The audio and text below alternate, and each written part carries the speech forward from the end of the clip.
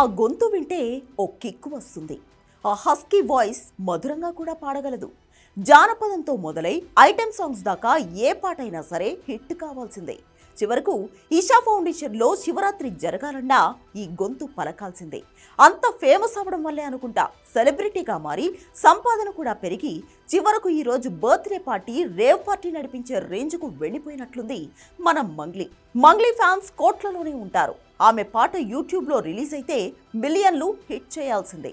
అలాంటి మంగ్లీ ఆ స్థాయికి వెళ్ళినందుకే అనుకుంటా ఫ్రెండ్స్తో బర్త్డే పార్టీ సెలబ్రేషన్ చేసుకుంటూ గంజాయి సేవించారనే ఆరోపణలతో ఈరోజు హాట్ టాపిక్గా మారిపోయింది. మరి కేవలం సెలబ్రిటీ అయి సంపాదన పెరిగినందుకేనా?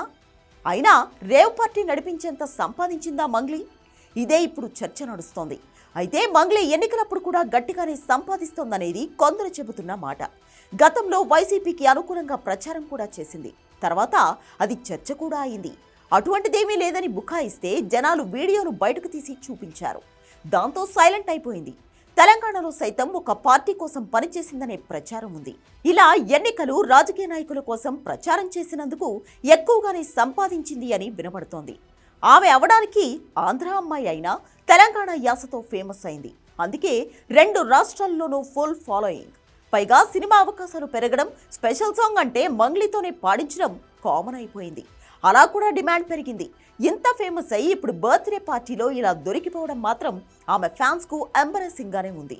చేవెళ్లలోని ఓ రిసార్ట్లో పార్టీ పెట్టుకుని అక్కడ గంజాయి సరఫరా చేసినట్లు తేల్చారు పోలీసులు.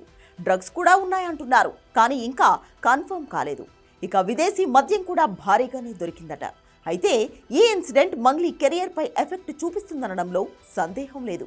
ఎందుకంటే భక్తి గీతాలు కూడా మంగ్లీవి ఈ మధ్య ఫేమస్ అయ్యాయి. శివుడిపై ఈషా ఫౌండేషన్లో పాడిన వాటితో పాటు మిగతావి కూడా పాపులర్ అయ్యాయి. అలా మంగ్లీ కెరియర్ పై ఎఫెక్ట్ పడుతుంది. ఇక ఇతర పాటలు అంటే ఐటెం సాంగ్స్ లాంటివి ఎలాగో ఈ సిచ్యుయేషన్కి మ్యాచ్ అవుతాయి కాబట్టి సినీ కెరియర్ పెద్దగా ఫరక్ పడకపోవచ్చు. ఏమైనా సెలబ్రిటీలు లైఫ్ స్టైల్ విషయంలో జాగ్రత్తలు తీసుకోకపోతే, వారి సర్కిల్ ఎవరన్న దానిపైన కేర్ తీసుకోకపోతే ఇలాగే ఇరుక్కుపోతారు, దెబ్బతింటారు. Be careful Mangli.